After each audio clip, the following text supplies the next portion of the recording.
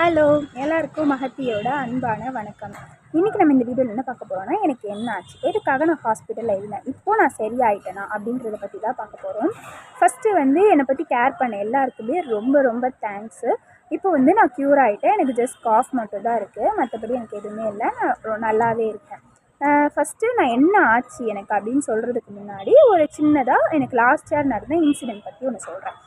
என்னாச்சுன்னா, அக்டோபர் லாஸ்ட்டில் எனக்கு ஹெவி ஃபீவர் விடவே இல்லை. மோர் தென் 7 days பக்கத்தில் ஹாஸ்பிட்டல் எல்லாமே போய் பார்த்துட்டேன். எதுவுமே க்யூர் ஆகவே இல்லை.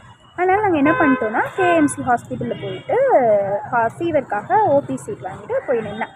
அப்போ எனக்கு ஒரு மாதிரி கேர்னஸ் ஆகிட்டு ரொம்ப ஒரு மாதிரி இருந்தது. போயிட்டு டாக்டர்கிட்ட பார்க்கும்போது பிபி செக் பண்ணி பார்த்தா ரொம்ப 60 தான், அந்த ரொம்ப லோவாக இருக்குது, கண்டிப்பாக அட்மிஷன் போடணும், சீரியஸ் கண்டிஷனில் இருக்குது அப்படி சொல்லிட்டாங்க.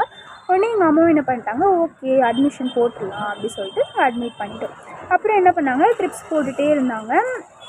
வாமிட்டிங், குளிர் ஜுரம், அது மாதிரி எப்படி சொல்ல, ஈவினிங் ஆனால் குளிர் ஜுரம், வாமிட்டிங் அது மாதிரி நிறைய இருந்துகிட்டே இருந்ததுனால ட்ரிப்ஸ் போய்கிட்டே தான் இருந்தது.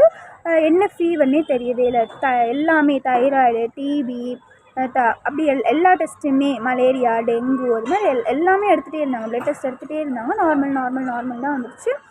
எந்த விதமான இதுவுமே இல்லை. ப்ளட் லெவல் மட்டும் எனக்கு ரொம்ப கம்மியாக இருந்துச்சு, 6 இருந்தது. மற்றபடி எனக்கு எல்லாமே நார்மல் தான். அப்போது தான் எனக்கு அதுக்கு முன்னாடி கொஞ்சம் வீக்ஸ் முன்னாடி எனக்கு இங்கெல்லாம் ஒரு குட்டி குட்டி கட்டி மாதிரி இப்படி தொட்டால் தெரிஞ்சுது. அப்போ நான் எங்கள் வீட்டில் சொன்னேன். வீட்டில் என்ன சொல்லிட்டாங்க, நீர் கட்டி அதெல்லாம் ஒன்றும் இல்லை அப்படி சொல்லிட்டாங்க. அப்புறம் இந்த ஃபீவர் வேறு எனக்கு ஹாஸ்பிட்டலே 10 days மேலே இருந்துட்டேன். எனக்கு எந்த விதமான அவங்க என்ன நோயினே கண்டுபிடிக்க முடியல. எல்லாமே நார்மல் தான். ட்ரிப்ஸ் பேரா ட்ரிப்ஸ் ஏற்றுவாங்க. ஒன்று போட்டால் தான் எனக்கு ஃபீவரே. ஒரு நாளைக்கே அது 3 ஏறிச்சு. அப்போ தான் ஃபீவர் செட்டில் ஆகும். இல்லைனா குளிர் ஜுரம் ஹெவியாகிக்கிட்டே இருந்தது. இது மாதிரி ரொம்ப ஹெவியாக இருந்தது. அப்புறம் என்ன ஆயிடுச்சுன்னா, நான் டாக்டர்கிட்ட சொன்னேன். இங்கெல்லாம் அந்த டைமில் எனக்கு வீங்க ஆரம்பிச்சிட்டோன்னே நான் டாக்டர்கிட்ட சொன்னேன், இந்த மாதிரி எனக்கு இங்கெல்லாம் கட்டி வீங்குது, ஒரு மாதிரி வலிக்குது இங்கெல்லாம் அப்படி சொல்லும்போது அவங்க தொட்டு பார்த்துட்டு சதை டெஸ்ட் கொடுக்கணும் நீங்கள் அப்படி சொல்லிவிட்டு ஊசி இன்ஜெக்ஷன் மூலிமா அந்த கட்டியில் லைட்டாக சதை எடுத்து ஃபஸ்ட்டு டெஸ்ட் பண்ணி பார்த்தாங்க. டெஸ்ட் பண்ணி பார்த்ததில் எதுவுமே தெரியல, திரும்பி எடுக்கணும்னு சொல்லிட்டு திரும்பி அகெயின் ஒன்ஸ் இதில் லைட்டாக ஊசி வச்சு இந்த சதையை மட்டும் எடுத்து பார்த்தாங்க. அதுலேயுமே எதுவுமே தெரியல. அதனால் அவங்க என்ன சொல்லிட்டாங்கன்னா, சர்ஜரி பண்ணணும், சர்ஜரி பண்ணி அது எடுத்து வெளியில் தான் பார்க்கணும், என்னென்னு அப்போ தான் தெரியும், சர்ஜரி பண்ணணும், நீங்கள் போயிட்டு சர்ஜரி டாக்டர்கிட்ட போய் ஒப்பீனியன் வாங்கி எல்லாம் இது பண்ணிவிட்டு வாங்க அப்படி சொல்லிட்டாங்க. ஓகேன்னு சொல்லிட்டு நான் என்ன பண்ணிட்டேன்னா, சர்ஜரி டாக்டர் பார்க்கும்போது அவங்க என்ன சொல்லிட்டாங்கன்னா, ப்ளட் லெவல் 6 இருக்கனால சர்ஜரி பண்ண முடியாது, நீங்கள் ப்ளட் லெவல் இன்க்ரீஸ் பண்ணணும் அப்படி சொல்லிட்டாங்க. அதுக்கப்புறம் ப்ளட் லெவல் இன்க்ரீஸ் பண்ணுறதுக்கு நான் என்ன பண்ணேன்னா, ஹார்ட்டோட செவரிட்டின்னு சொல்லிட்டு ஒன்று இருக்கும், அது டெய்லி ஒன்று எடுத்துக்கிட்டேன். அது எடுக்கும்போது எனக்கு ப்ளட்டோட லெவல் 10 ஆச்சு. அப்புறம் ஒரு 1 வீக்கில் ப்ளட்டோட லெவல் 10 ஆயிடுச்சு. ப்ளட்டோட லெவல் 10 ஆனதுக்கப்புறம் அவங்கள்ட்ட கேட்கும்போது நவம்பர் 8 எனக்கு ஆப்ரேஷன் டேட் கொடுத்துருந்தாங்க. அதை பயாப்சி பண்ணுறதுக்காக டேட் கொடுத்துருந்தாங்க. சரின்னு சொல்லிட்டு காலையிலே அங்கே ஒர்க்கர் என்னை அங்கே ஆப்ரேஷன் தேட்டர் கூப்பிட்டு போயிட்டாங்க. போயிட்டு எங்கள் அப்பா அம்மாலாம் வெளில நிப்பாட்டி வச்சுட்டாங்க. நான் மட்டும் அங்கே உள்ளே உட்காந்துருந்தேன். அப்புறம் என்னோடய இது வரும்போது என்னை கூப்பிட்டு போனாங்க. உள்ளே போயிட்டு அந்த பெட் இருக்கோல அதில் படுக்க வச்சுட்டு ட்ரிப்ஸ் போட்டாங்க. ட்ரிப்ஸ் போட்டுட்டு இப்படி கழுத்தில் எங்கே அந்த கட்டி இருக்குது அப்படி தொட்டு பார்த்தாங்க. ஒரு இன்ஜெக்ஷன் தான் போட்டாங்க. அப்புறம் எனக்கு என்ன ஆச்சுன்னே தெரியல. நான் மயக்க ஸ்டேஜுக்கு போயிட்டேன்.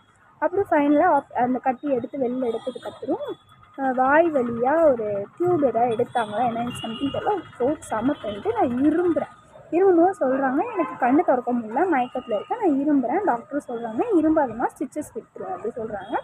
நான் அப்புறம் கவர்மெண்ட்டு அப்படியே என்னால் கண்ணே திறக்க முடியல.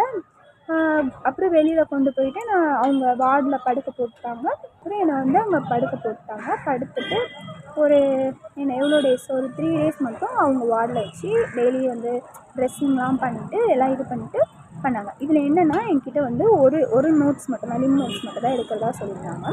ஆனால் என்ன ஆயிடுச்சுன்னா, ஒரு லிம்ப் நோடு ஒன்றாகி அது ஒரு மாதிரி சீல் வச்சு அந்த இதுவே ஒரு மாதிரி ஆயிடுச்சாமா. ஸோ நீங்கள் 2யுமே எடுத்து தான் ஆகணும், இல்லைனா உயிருக்கே ஆபத்து அப்படின்ற மாதிரி சொல்லிட்டு என்ன பண்ணிட்டாங்கன்னா, 2யுமே ரிமூவ் பண்ணிட்டாங்க. ரிமூவ் பண்ணி ஸ்டிச்சஸ் போட்டு அனுப்பிட்டாங்க. நாங்கள் அந்த நூடை எடுத்துகிட்டு போய் மெடிக்கல் காலேஜில் கொண்டு போய் கொடுத்து அங்கே தான் ரிப்போர்ட் வாங்கினோம். எங்கள் அப்பா போய் கொடுத்துட்டு வந்துட்டாங்க.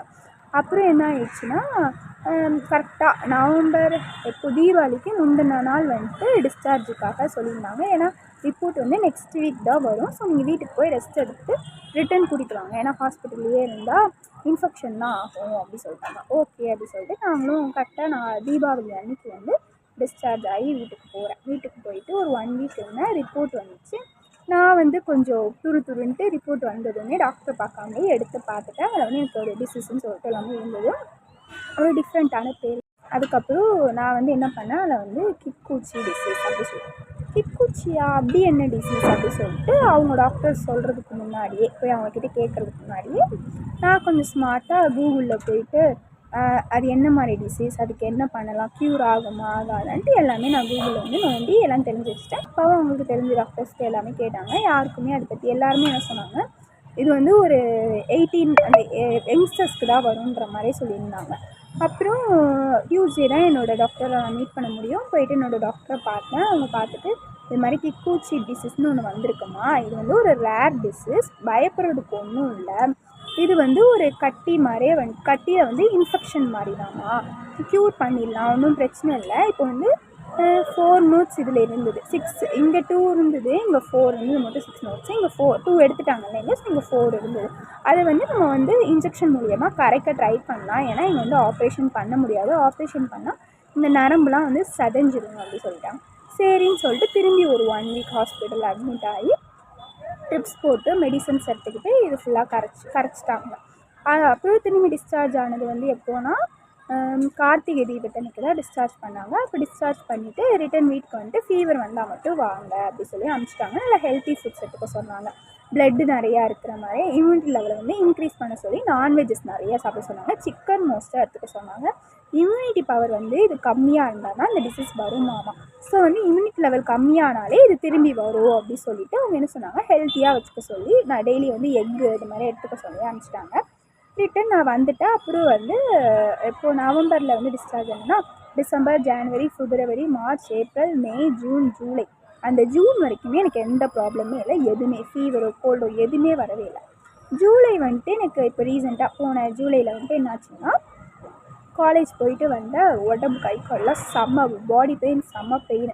வரும்போதே செம்ம டயர்டாக தான் வந்துட்டு எங்கள் அம்மா கிட்ட இந்த மாதிரி எனக்கு வந்து ரொம்ப முடியலம்மா அப்படி சொல்லிட்டு சொன்னேன். உடனே அம்மா என்ன சொன்னாங்க, சரி ஹாஸ்பிட்டல் போகலாம் அப்படி சொல்லி கூப்பிட்டாங்க. இல்லைம்மா நான் வரல அப்படி சொல்லிட்டு வாமிட்டிங், லூஸ் மோஷன் இது மாதிரி ரொம்ப எனக்கு முடியவே இல்லை, எந்திக்கவே முடியல. ஃபீவர் வர குறையவே இல்லை. டேப்லெட் போட்டால் லைட்டாக செட்டில் ஆகும், திரும்பி இன்க்ரீஸ் ஆகும்.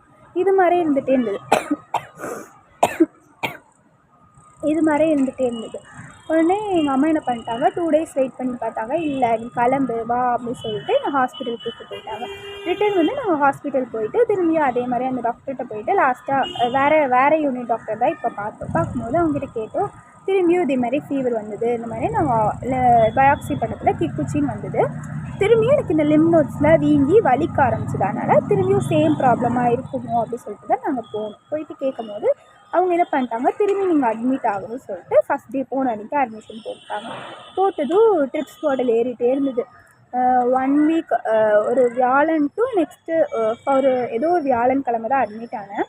அப்போலேருந்து நெக்ஸ்ட்டு எனக்கு வந்து சாட்டர்டே தான் டிஸ்சார்ஜ் பண்ணாங்க. நெக்ஸ்ட்டு சாட்டர்டே தான் டிஸ்சார்ஜ் பண்ணாங்க. அதுக்குள்ளே எனக்கு 25 பாட்டில் ட்ரிப்ஸ் போட்டுகிட்டே இருந்தாங்க. மார்னிங், ஈவினிங், ஆஃப்டர்நூன் போட்டுகிட்டே இருந்தாங்க.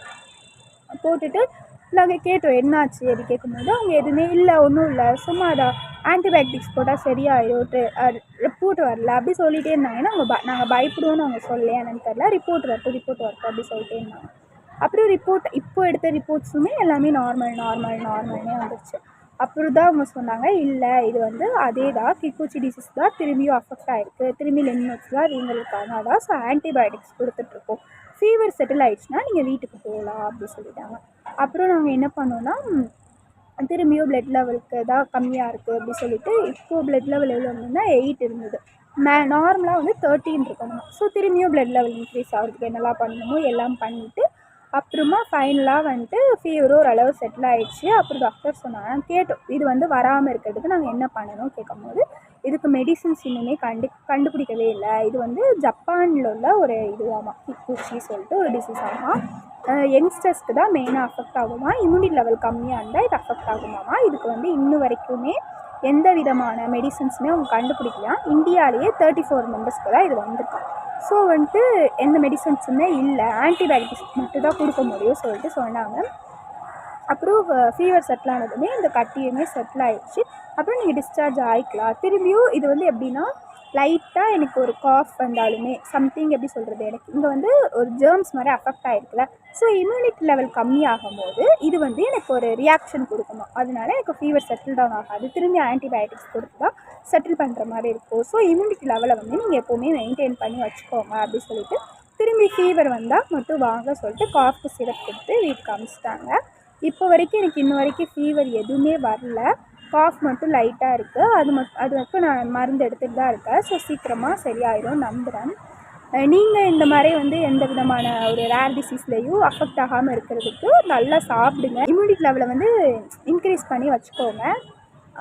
அப்புறம் வேறு ஏதாவது டவுட்ஸ் இருந்தால் கேளுங்க. இந்த டிசீஸ் பற்றி நான் சொல்கிறேன்.